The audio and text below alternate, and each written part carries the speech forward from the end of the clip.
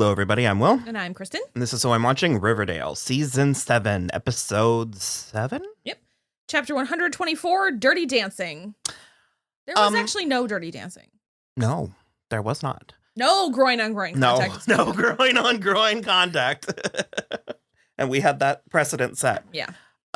This was a good episode. They've all been good. Mainly character work. Yeah.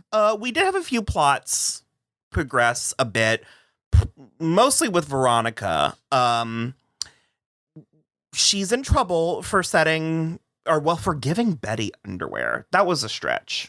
I mean, I guess I get it. They're but like saucy underwear. They're like, and Alice is unhinged. We pick up where we left, or not where we left off, but the next day after Betty and Archie's peep show, and Mary called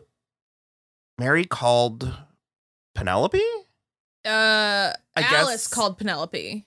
Okay. Mary wasn't in this episode because Archie was like, is she ever going to speak to me again? Okay. So that makes more sense. Alice told Penelope. Penelope told everybody. Yeah.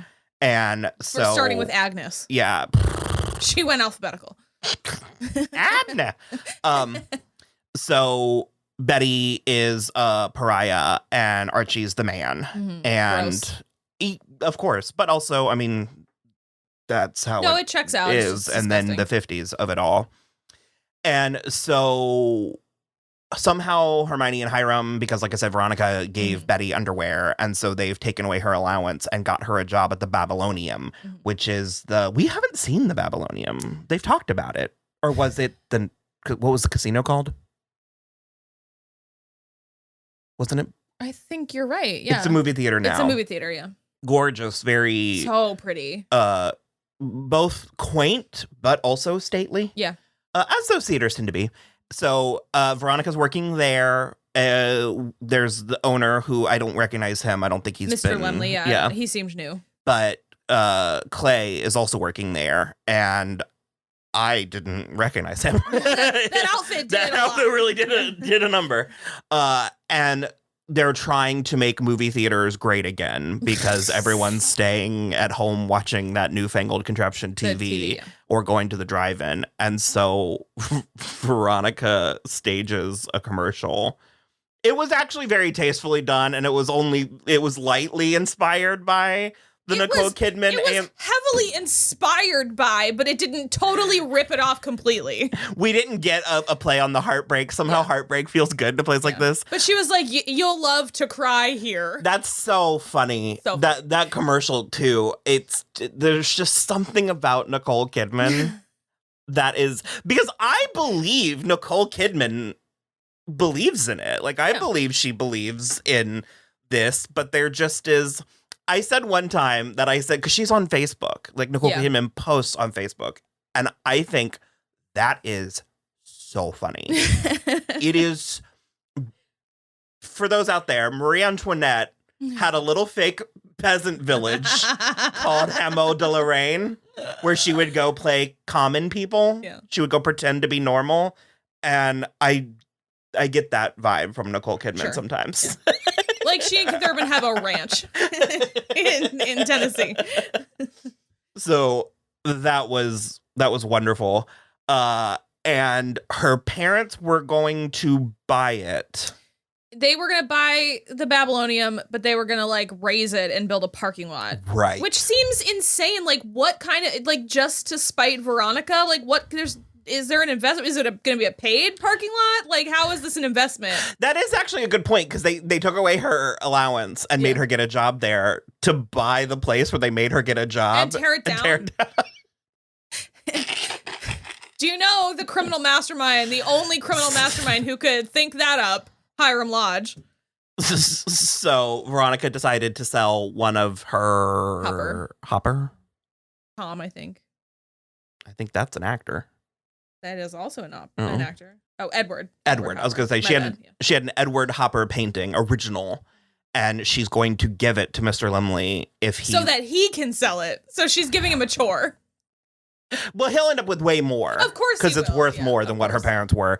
And also, she claimed it was from her own private collection, and I'm sort of like, she's the one living in. I feel like Hiram and Hermione might be like, "Where is our original Edward Hopper painting?"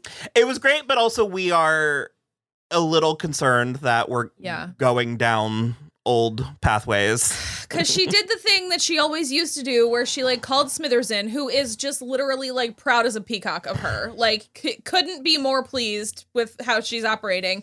And she was like, send a telegram to my parents, in which she explains her plan into this telegram, and then also snubs them by saying, give my best to Uncle Orson. And so I just am afraid that, like, selling their Hopper painting and buying this theater out from under them is going to cause them to come to Riverdale, and I'm not sure I want that. I do. Hermione, I don't want to see Mark Consuelos on this show again. No, if it's like a 1 or 2 off, yes. I kind of would die if we got Marisol Nichols and Mark Consuelos an old-timey, like, Lucy and Desi drag. Like, I think that would be fabulous. I think a send-off would be appropriate. That's fine. If that's the case, then I need Skeet Ulrich back in one episode. Well, we apparently have 20 episodes, so we've got, like, what, 16, 17, I can't do math, I'm gay. 13? 13, but also we have literally and no a writer's strike, so who knows?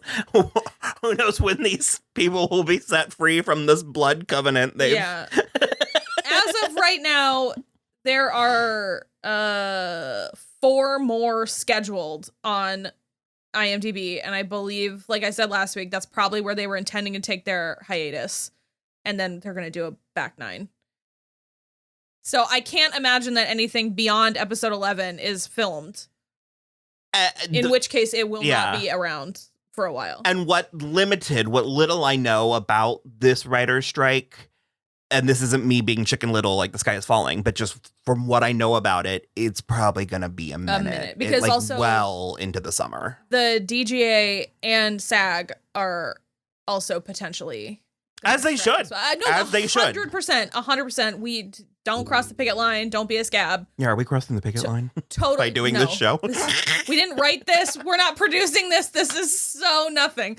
No, we're totally here for that. They should absolutely be getting paid and, like, not being taken advantage of. It just is, that is something to consider. Too many people at the top of the line, at the top of lines, are making way too much money, making very bad decisions. Yeah. So I think that needs to be redistributed. Also, when I know that there are other people at the top of the list, but when we eat the rich, I'd like first dibs on David Zaslav because I'm annoyed. So that was Veronica's story. Jughead's story, it's funny because the Brad Rayberry, is that what they're calling him? You can just call him Ray Bradbury. That's exactly who he is. Well, I was like, okay, this is like whatever when it started. And then this episode, I was like, man, he's like coming in like out of nowhere, like a really great character. And he's taken on this mentorship with Jughead. And he like forgave him for taking his manuscript in the previous episode. And even he was like, I do need to reread it. And like, it's been enough time and like all this stuff. And he was like helping Jughead so he could still write comics. Well, because basically they wanted to, Principal Weatherhead and Dr. Werther's they gave Jughead an ultimatum where he had to stop writing this pornography.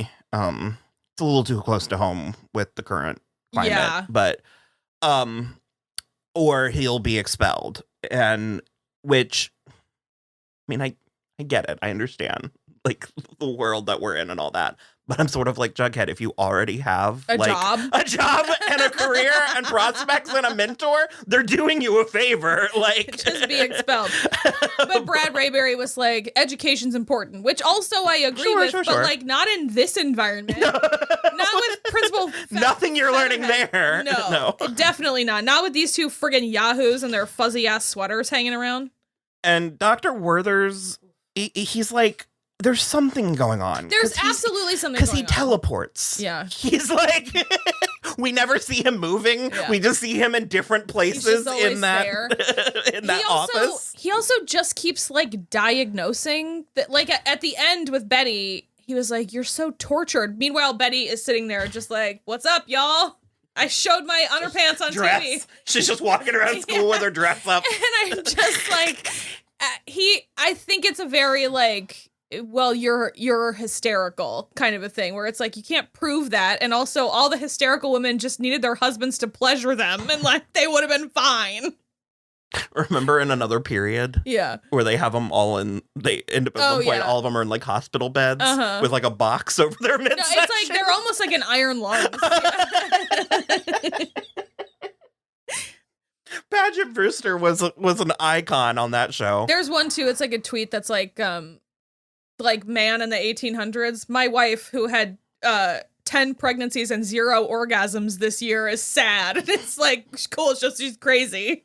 Yeah, so anyways, Brad Rayberry figured out this like great loophole for Jughead, and they were moving full steam ahead, and he even took time to enjoy his milkshake. It was great.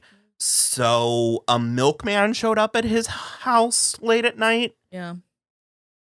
Obviously, I understand what they're alluding to, but is that killed Ethel's parents? Is that a foregone conclusion? Like, we just are taking that? I assume. Okay, because we didn't see. No, it was like a well-meaning milkman in the middle of the night. I mean, it could be a misdirect. I don't know. If that's a misdirect, we didn't see a milkman kill Ethel's parents. Well, Ethel did, and she told us about it. So. Well, a milkman showed up late at night, one of those for that late night milk. I mean, maybe he got hung up at the Andrews residence because they didn't have enough milk. Because Archie was putting all of it on it. And then he just dumped it all in the sink because Uncle Frank is a homophobe. So that checks at the milkman. It took him that long to get to he was like, Brad Rayberry's house. I had to go back for another shipment in my truck for the Andrews house. So, yeah, that was that. Betty was in trouble. I actually love the way that Lily played it, because she just was like, I keep wanting to say nonplussed, and I don't know how to use that word. But she just was like so indignant about having to be on the dance show. Well, she like was in trouble, and she knew she was in trouble, but it was very much sort of like, it's like somewhere she knows that she's out of. I think they kind of all do. I think in different ways and at different levels, I think our like core 6 or 7 realize that they are not where they're supposed to be. Because like Archie is having very conflicting feelings about what's going on with Kevin, as is Betty. And Veronica is like womaning it up again. And Jughead is like, even though he had his memory erased the most recently, he still is like, Betty Lily was playing it like, I mean, sure, we can do this for a little while, I guess. You know what it kind of feels like, actually, is like, you know, every once in a while in like teen comedies, there's a kid who has like the cool parents and they like never get grounded, but they do like one thing bad and the parent is like, that's it, you're grounded. And the kid is like, yeah, right. That's what Betty feels like. She feels like she's like, sure, I'm in trouble. So she was punished by having to go dance with the nicest kids in town on the Riverdale Grandstand or Bandstand or something like that. That was simultaneously Alice and Hal's show, but also was sponsored by the Blossoms. And it was Julian and Penelope. Yeah. Fucking Natalie Bolt, always the right choice. Round of applause. Natalie Bolt was really she's doing amazing. She's just having fun. Yeah. Like, she's just all in a way that is so great. Cheryl was in the little commercial too. She was in this episode. Yeah. Tony wasn't. No. And I think that's important for Cheryl's behavior. Is that Tony wasn't in this one, so it wasn't about her, so she like reverted back to like villain. But only a little. Yeah, not crazy. Yeah, only a little. It was notable, but I was just sort of like, oh, we're doing this again, and you know, we navigated it well, but it was noteworthy. And so, long story short, Betty decided to spin around a bunch and show her underwear. Yeah, and her belly button. If we know one thing about the 50s, it's that they couldn't show the belly button. So that did get her kicked off, but also put her on Principal Featherhead's radar. No, so that was the doctor. That was Dr. Werther. Yeah. They're the same to me. They are different, but that was Dr. Werther's. She also broke Alice's heart, so. Yeah. I don't know. We're in the middle. Yeah. They're covering the topics that A, need to be covered, and B, we were apprehensive of them covering. Sure. They're doing a good job. I agree. because kind of the moral center of this episode was Kevin. They're not saying it. I kind of like that. Like, no one's saying, or they're not really saying gay or homosexual or anything like that. Well, Julian called him a cream puff, and I don't love that. But that's not, I mean, it's coded, but that's just like a Nancy boy, which they're all coded, but it's like, that's a little bit gentler. Yeah, the being like, you're getting buggered up the ass. You know what I mean? Oh, man. But Tom, because that's what started it. Oh, Tom found the Muscle magazine, which you were right. And also Kevin was very much like, yeah, it's a bodybuilding magazine. It's a bodybuilding magazine. And, which, I mean, that's how it worked. I mean, that was the loophole for a lot of like queer content at the time. So it's not really all that surprising to me that it was pinging flags for Tom. And, you know, I guess, like, in conjunction with breaking up with Betty and hanging around with Clay a lot, it, like, makes sense. Well, they literally explicitly stated that he likes theater and movies and celebrities and stuff, which is also kind of queer coded. Yeah. But I don't feel super, super strongly about it. We, in our watch along, which if you want to watch along with us, you can head on over to patreon.com/soimwatching the show and join the $3 tier. I like use the phrase character assassination because based on the 6 seasons prior, for the most part, Tom Keller's a pretty stand-up guy. Yeah. I do think, didn't he get seduced by... Mm-hmm. Okay. Yeah. Him and, like, a handful of them. It was, like, him and Frank and, like, one... Well, even Kevin. And Kevin, too. But, like, one of the other dads, I think, got in there as well. And it was just, like, all the dads were, like, taken over. And I'm not sure... I'm not sure. Reggie's dad. Yeah. I forgot about that whole thing. I based on what we've seen so far, I'm okay. I don't feel like they've done anything, like they've crossed any lines or stuff. And again, I mean, if this is meant to be the 50s, like a Tom Keller type dad, I could see behaving that way. But that it sort of is the same for me, like we talked about last week with the Cheryl and Tony thing, where it's like, I don't hate that they're doing it, and I think they're doing an okay job, but it is weird how much we are retreading territory. Except this isn't a retread because Kevin, again, like I said it last week, Kevin never actually like came out. He just was like born into the world of Riverdale gay. And I like what it's doing with other characters, like this stuff with Archie. Archie's, I love Archie so much this season. And the way that he knows something. Well, that's, yes. Is up. I think this is the episode where the thing in the back of Archie's head started being like, something's not right with what's happening. Because but he couldn't handle it. He's not super concerned with diagnosing it, though. Like, and I like that. Like, I like that Archie knows Kevin's good. And so even if there's another factor, Archie's not afraid of it. Like, Archie's not sort of like, oh, come on, Kevin, there's no way you're gay because you're good. You know what I mean? No, like, he's for not. Sure. That is not what I meant, though. I think that, like, he's coming to consciousness about being, like, not where he's supposed to be. Like, Betty is the farthest in the journey because she's like, this is ridiculous. Everything is ridiculous. And she's fighting back against everything. And Veronica is, like, because she's already, like, rich and kind of famous, she hasn't reached that point yet, although the feminist stuff she did with Jughead was ahead of its time. And so this with Archie, where he kind of, first of all, he's so confused the whole time. He has no idea what's going on with Kevin. But in an entirely different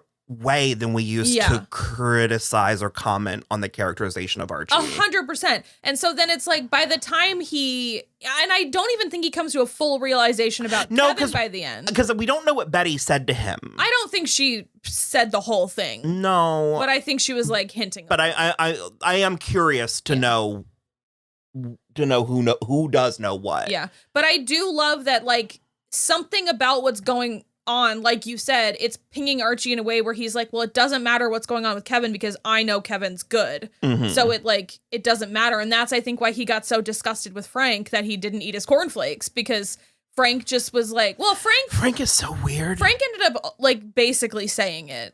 Like, it must be hard for a man like Tom to have a son that's bent. Mm-hmm. And so I think that's as far as he needs it to go. But he got so disgusted he couldn't eat. And he was just like, I'm not hungry anymore. And he literally left the house. Frank just has like snitch, like prison guard. Like, I don't know. He dirty has this prison guard quality 100%. Yeah. where I'm like, get out of here. Yeah. I don't know. And I understand kind of where Frank's character came from. Yeah. Within the show. Like, he was born from the vacuum that Luke Perry created.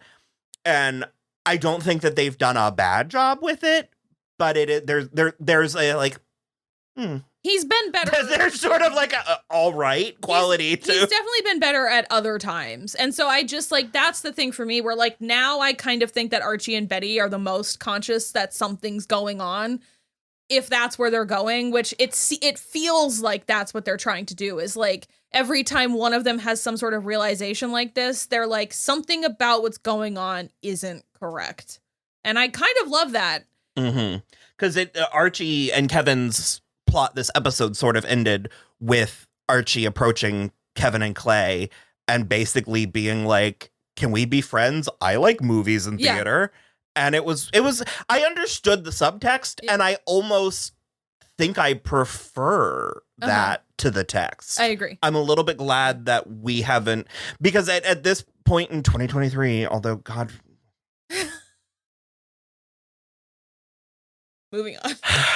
I was going to be like, we're beyond this place. We should be. We really should be.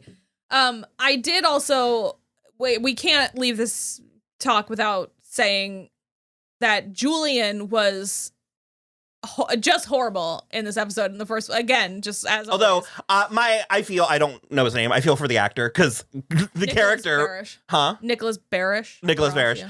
Because he's written this way. Like, he's being received the way the writers want him to. The actor is doing great. You're doing great. And also you were very hot with your titties out. So I want to give. But he was just like menacing Kevin in the locker room, talking about how he's still a virgin. And so he makes him go to Twyla Twist, who is apparently a prostitute in this reality. And I was on her side, but then she like kind of betrayed him, and that feels like... And she was like shaming him, too. That feels against the hooker code. I watched season 1 of, what was the show with Maggie Gyllenhaal? The Deuce. Yeah, I watched season 1 of The Deuce. It seems like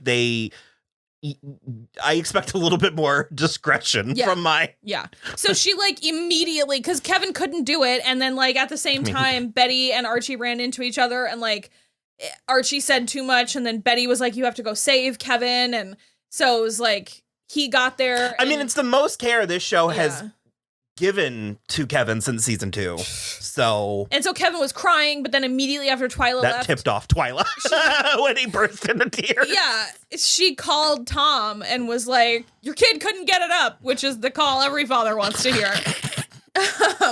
And so Tom like had a talk with him and didn't necessarily say anything bad, but it was like he was confirming that he knew about Kevin, but Kevin was just sitting there like, what just happened? Like, And Archie was being a real ride or die.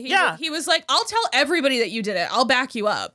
It was good. And actually a big compliment that I want to give to the writers of this season is that we all have an idea of where we're going to go this season and what we think is going to happen. And the writers are doing a lot of that in ways that don't feel inevitable. I see. Is that like, I'm enjoying the journey in ways that like a concern going into the season was, look, I know what we're going to do, and I just don't feel like watching that. Yeah, but no, it's and like, they're really like, good. I'm like, okay. They're really towing, like they're skirting the middle in a way that is working. Yeah, that doesn't always work, but it's working right now because we are getting the drama, some of the angst, some of the stuff, but it's not egregious. I don't know. Yeah. I'm really impressed. I'm having a very good time with what we're doing. And I think that was largely kind of it. Yeah. The Archie character work remains immaculate this season. Like, so good. Yeah. Amazing. I also love that notion because it does remind me, I mean, there's 2 shows we go back to on this show, and that's Buffy and Teen Wolf. Yeah. But it does remind me of Tyler Posey's journey on Teen Wolf, because it's like there's an over-under period, or there's a certain point where it's like, this is your lead, both actor and character. What are we going to do? And I like that we're leaning into it. Like, this started off as a show about Archie, and it's ending kind of as a show. And not exclusively Archie, but they're really utilizing KJ Apa as a leading man in ways that they have not in the previous. 100%. He is like, you're right, where it's like he is really kind of a background character a lot in the middle. Like, he's just part of the ensemble a lot in the middle. And so I love that it also is kind of, again, the 4 of them. Archie and Betty and Veronica and Jughead. I love that. And then we are getting enough from the other characters that we've come to know and love, but I just love the focus on the 4 of them. It's like very satisfying. We're going to get Reggie back next week. Yeah. Fangs was in this episode. Had one line. And he doesn't kiss and tell. Love you. So, yeah. Fantastic. It was good. Yeah. So, we will be back next week. Yep. That we know. But coming up, it's going to get a little bit more dicey. So at some point, we're going to be taking a big break. Who wants us to cover 2000's millennial masterpiece Grosse Point? Oh. Just go into the. I just can like feel it. I can feel the rage from Lily Reinhart, who's like, I just want to break the lease on my Toronto apartment or Vancouver apartment. Just get me out of Vancouver. I don't want to come back here. And she's just, you're right, it's like a blood covenant. These actors are like, I will scream. Well, they're making the best of it. They're like, if I'm stuck here, at least let's do good work. Yeah, so it's true. It's fantastic. All right. Well, thanks. Bye. And bye.